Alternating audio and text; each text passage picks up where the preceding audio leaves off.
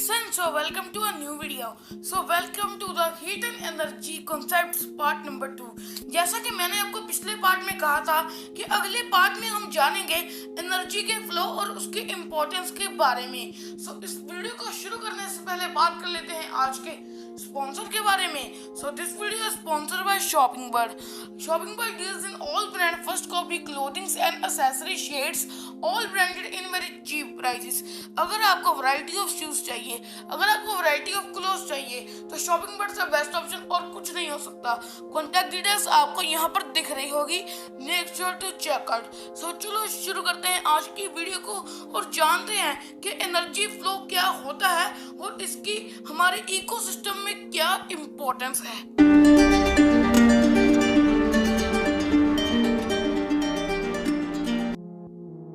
तो इसके कॉन्सेप्ट में हम सबसे पहले जानते हैं कि एक इकोसिस्टम होता क्या है। इकोसिस्टम एक कंसिस्ट होता है बहुत बड़ी कम्युनिटी का।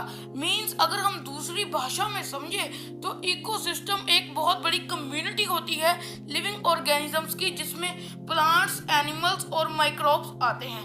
एनिमल्स में ह्यूमन बीइंग्स भी आते हैं। इकोसिस्टम के दो पार्ट्स हैं, यानी दो कंपोनेंट्स है, बायोटिक एंड एबायोटिक। बायोटिक में आते हैं प्रोड्यूसर्स जो बनाते हैं, कंज्यूमर्स जो लेते हैं, और डिकम्पोजर्स जो खराब हुई चीज को खत्म करते हैं। एग्जाम्पल के तौर पे हम एक एप्पल की ट्री का एग्जाम्पल लेते हैं। एक एप्पल का ट्री एप्पल को प्रोड्यूस करता है तो वो प्रोड्यूसर्स की कैटेगरी में आ गया, और हम इंसान और बाकी एनिमल्स जब उस फल को खाते हैं तो हम उसको कंज्यूम करते हैं, तो हम कंज्यूमर की कैटेगरी में आ गए। और उस एप्पल का जो बीच वाला हिस्सा है हम उसको फेंक देते हैं, और उस फेंके हुए हिस्से को जब वो डिकम्पोज हो जाता है या उसको कुछ फ्लाइंग एनिमल्स आकर खा लेते हैं तो वो डिकम्पोजर्स हो गए। फ्लाइंग एनिमल्स यानी एरियल एनिमल्स जैसे कि वेंचर वगैरह आके खा लेते हैं तो वो डिकम्पोजर्स हो गए। अब बात करते हैं हम एबायोटिक के बारे में। एबायोटिक होते हैं कुछ नेचुरल फिनोमिनास जैसे लाइट हम इंसानों ने प्रोड्यूस नहीं की, ये एक नेचुरल फिनोमिना है। एयर हम इंसानों ने हवा प्रोड्यूस नहीं की तो ये नेचुरल फिनोमिना है। रेन हम इंसानों ने प्रोड्यूस नहीं की तो ये नेचुरल फिनोमिना है। क्लाउड्स हम इंसानों ने प्रोड्यूस नहीं की तो ये नेचुरल फिनोमिना है, यानी ये एबायोटिक में आते हैं। तो मुझे उम्मीद है कि आपको बायोटिक और एबायोटिक क्लियर हो गया होगा और आपको इकोसिस्टम भी क्लियर हो गया होगा। तो चलो आगे बढ़ते हैं। Living and physical components link होते हैं न्यूट्रिएंट साइकिल और एनर्जी फ्लोस की वजह से। इकोसिस्टम कुछ भी साइज के हो सकते हैं, वो बड़े भी हो सकते हैं, वो छोटे भी हो सकते हैं। अब हम जानते हैं कि एनर्जी फ्लो क्या होता है। एनर्जी फ्लो होता है कि जब एक चीज से दूसरी चीज में एनर्जी जाए उसको हम एनर्जी फ्लो कहते हैं। हम तीन चीजों का एग्जाम्पल लेते हैं कि पहली जगह पर आता है प्लांट जो प्रोड्यूसर है, और दूसरी जगह पर आता है प्राइमरी कंज्यूमर्स यानी जो डियर वगैरह हैं, और तीसरी चीज पर आता है थर्ड कंज्यूमर्स जो लास्ट में आता है, जैसे कि लॉइन ले लेते हैं हम बाय द एग्जाम्पल।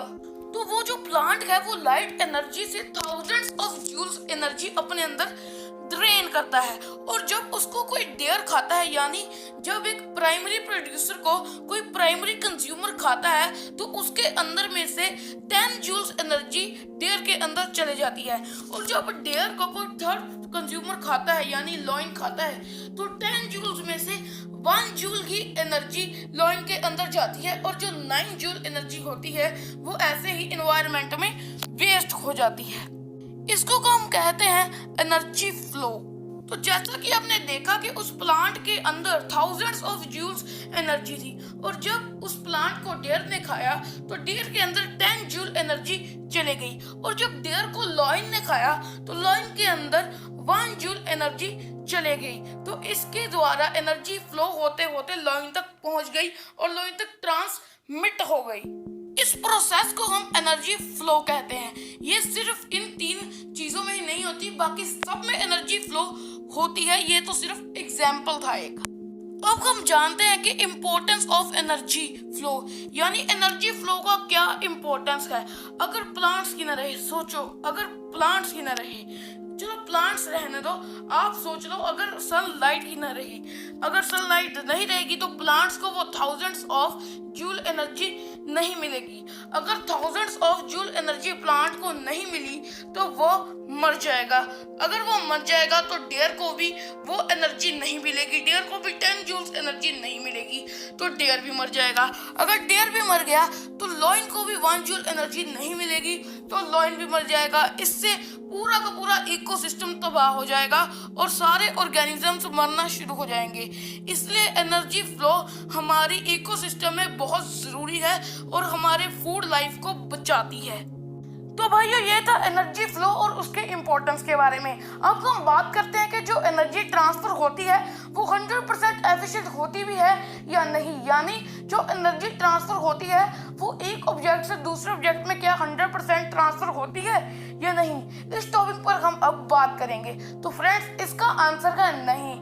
जब एक चीज से दूसरी चीज में एनर्जी फ्लो होती है तो उसका 90% वेस्ट चला जाता है। मींस जैसा कि हमने अभी जाना कि उस प्लांट में 1000 ऑफ जूल्स एनर्जी थी और उसमें से डियर में कितनी गई, सिर्फ 10% जूल्स ऑफ एनर्जी, और उस डियर में 10 जूल एनर्जी थी और उस लॉयन में कितनी गई, 1 जूल एनर्जी। तो इसका मीन्स 90% एनर्जी वेस्ट हो जाती है इन्वायरमेंट में और सिर्फ 10% एनर्जी एक चीज से दूसरी चीज में ट्रांसफर होती है।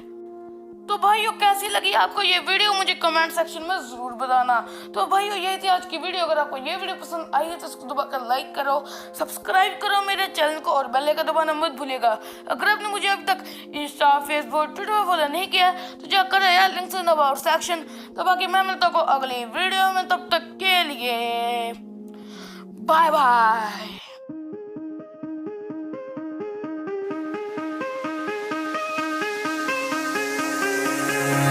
Give me reasons to doubt, try to keep me down, but I'll put the flame out, you can't get to me. Throw your sticks and your stones, go break all of my bones, you won't ache my soul, you can't get to me. And there is no